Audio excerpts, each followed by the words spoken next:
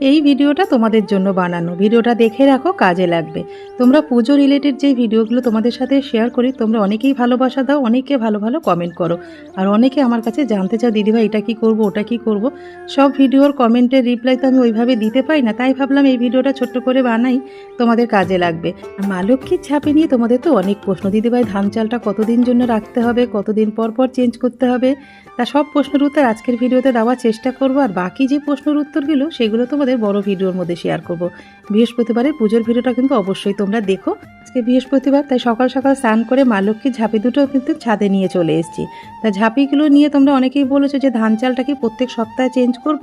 না, একদম প্রত্যেক সপ্তাহে চেঞ্জ করার দরকার নেই। পুজো দিতে যখন সকালে আসবে একবার করে চেক করে দেখবে যে ধানে পোকা লেগেছে কিনা, চালে পোকা লেগেছে কিনা, বা হলুদের গাঁট ওটা কিন্তু পোকা লেগে যায় কিছুদিন পর পর, সেগুলো কিন্তু তোমাদেরকে বারেবার লক্ষ্য করতে হবে আর সেগুলো দেখতে হবে।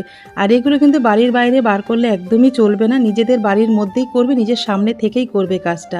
মা লক্ষ্মীর ঝাঁপি থেকে ধান আর চাল কিছুটা আমি ছড়িয়ে দিয়েছি, আর দেওয়ার সাথে সাথেই দেখতে পাচ্ছ একটা কাক এসে কিন্তু খুব সুন্দর করে খাওয়া শুরু করে দিয়েছে।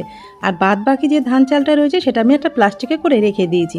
প্রত্যেক দিন স্নান করে উঠে ছাদে চলে আসবে, এসে ওখান থেকে কিছুটা ধান চাল নিয়ে পাখিকে খাইয়ে যাবে। দেখবে মা লক্ষ্মী অত্যন্ত সন্তুষ্ট হবে, তোমার গিয়ে সর্বদা কিন্তু বিরাজ করবে। প্রত্যেক দিন সকালবেলা এমনিতেই কাক, পাখি, পায়রাকে ধান, চালের, গমের দানা যদি দেওয়া যায়, তাদেরকে খাওয়ানো যায়, এর থেকে পুণ্য আর কিচ্ছু হতে পারে না। অভুক্তকে খাওয়ানো জানো তো একটা পুণ্যের কাজ।